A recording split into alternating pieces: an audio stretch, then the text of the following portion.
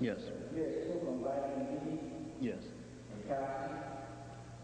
That is true what you said. It's true that if a person has different types of disease, stuff that he in reality has vitamin deficiency. Yes. And the root of that vitamin deficiency, that vitamin deficiency comes from the mother itself. The reason why I say that is that the Egyptians believed that the birthplace of a woman inside of her stomach was they call that chamber of the city of birth. Okay. Okay. Within that city of birth lies the bigger city that you see out here. Okay. Everything that you see out here is inside of her city. Indeed. Now, being if you look at the woman as being a mother, now if she's being a mother of nature itself, the first thing that the white man had to do was get her first. Because once you got her, you got to the city of birth. Yes. And out of that negativity that you put it in, came the negativity that you see today. Yes.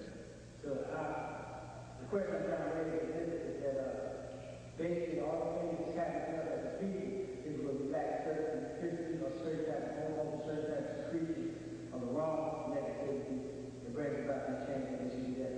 Well, I mean, that's a very critical point, and I was just trying to raise an issue that we really have tried to maintain our civilizations, but sometimes there are cosmic events that take place over great spans of history. And one of these may have been the onset of the cyclical ice ages that have occurred periodically. And so the people who live in those parts of the world in which the ice age did come on, for those folks who were trapped behind the glaciers, that whenever those ice ages come on, you're going to have a certain part of your population who are going to convert to light skin types and with a different kind of mentality. So that suggests that there may have been in the history of our planet many different ice ages and a repetitive cycle of the emergence of a devil from an ice age state. So that's a theoretical point because I don't have the proof for it.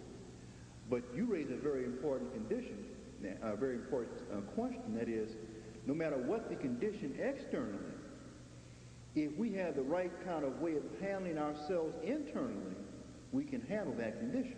So you're asking me the question, well, what state of mind were my people in, our people in, that allowed this condition to progress to a point of clear vitamin deficiency? For example, why, if you were in those regions and you saw that you were beginning to lose people from bone conditions, then why didn't you try to find a solution for that? I mean, were these people, for example, who, for other reasons, weren't able to find a solution?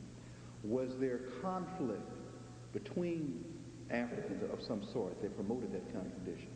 And that I just don't know. But there is, again, for most mental states, one can ask, what comes first? Is it the physical thought or is it the idea? And I just can't say which comes first, but I know that thoughts do shape the physical body. This is one example where not only does where the physical body, where the thoughts were being shaped in reverse by the physical body by a deficiency and a calcification of the pineal, then one could not embrace the higher thoughts that one would have to embrace to be able to hold that genius level of mind. And they begin to operate on a more material level, a more dense level, and begin to come across as paranoid, aggressive, and hungry. Everything is a vibration of sound. Vibration of sound reality. That vibration was a pure example of that. Because for 13 months, they didn't expect our vibration on sound. They heard it, but they didn't expect it because the word was not good. Now, the reality is that when we see a film, what we see wasn't the truth. So to control people, you don't expect their vibration, nor their sound, nor you expect their reality. Indeed. Because we represent reality itself, and we represent the highest in the vibration.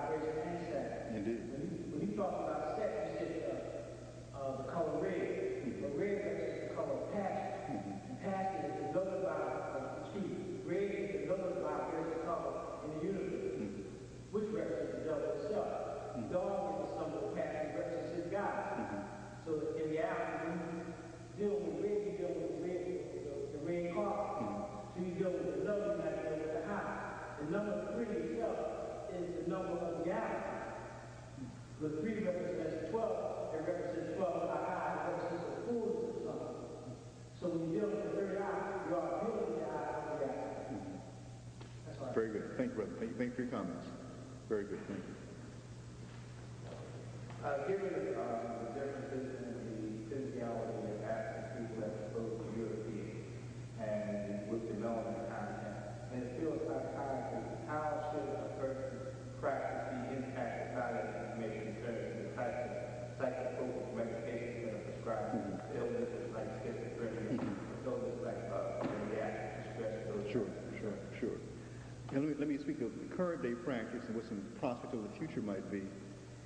Current day practice, of course, I'm not speaking in the detail kind of I gather that you are a practitioner of sorts.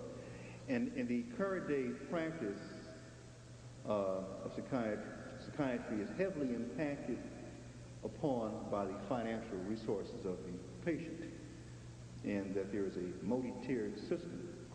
There's minimal care and there's best care. So on those kind of dimensions.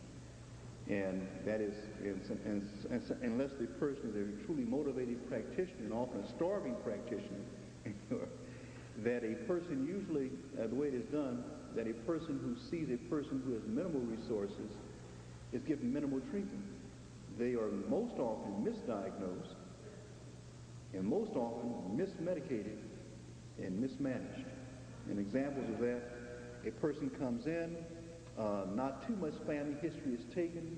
They're reported to be psychotic, hearing voices, hallucinating, and delusions. They might have a toxicology panel done to see if they're on any kind of particular medications. Usually no other family members are contacted, and usually because the family members are talking to non-black people or non-sensitive black people, they aren't too willing to volunteer history. And so that usually there's no family history of 2 or 3 generations back that will show how these conditions arose. The diagnosis that is used most often is not that of depression, it's that of psychosis or character disorder. And the person is usually parked on a high dosage of medication, antipsychotic, and they're usually left on this high dosage of medication for long periods of time. And the compliance rate of the patient taking the medications are abysmal under those conditions. And so the person usually has repeated episodes of dysfunction as they go off their medications prematurely, and then they're forced to go back on, usually by court order. Usually, and if you're male, depending if you're male or female. If you're male, quite often your behaviors are defined as being aggressive and dangerous, and you end up in the penal situation right quick. And so that your care in the penal institution, and this is my experience, quite often in the penal institutions, people receive minimal care or no care, not even medications while in jail. Often thrust to the general population, and usually are abused, taken advantage of in the general population, or are left to be grossly psychotic until they will be easily misused when they go through the court process. And I've seen all of that, 'cause I've been a part of it as a practitioner all the way through. And that I know from my own personal experience. In a more ideal state, and so I'm saying it's not that mental health needs to be that ugly. It's not. It can be a lot more elegant than that. I've seen black practitioners and even other practitioners who truly were committed to their patient, and they shine like a diamond ring. I mean, they dealt with their patient